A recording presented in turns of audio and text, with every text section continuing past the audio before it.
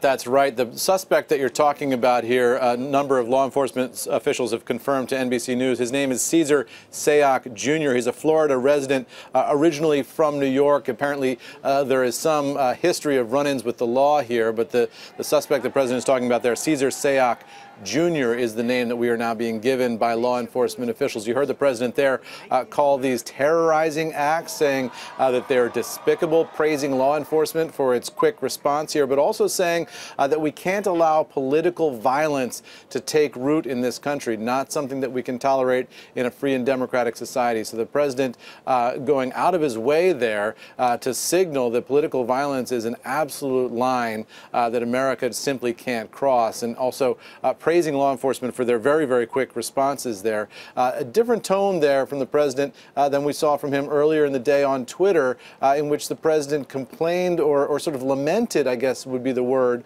about the political impact of this bombing story. He said, Republicans are doing so well in early voting and at the polls, and now this bomb stuff happens and the momentum greatly slows. News not talking politics. Very unfortunate what is going on. Republicans go out and vote. So a reminder there from the president that we are living in a political season here, Scott. Yeah, even as he says, you know, Americans must unify during these remarks at the White House, Eamon, but then there is the Twitter feed, which perhaps would fly in the face of that.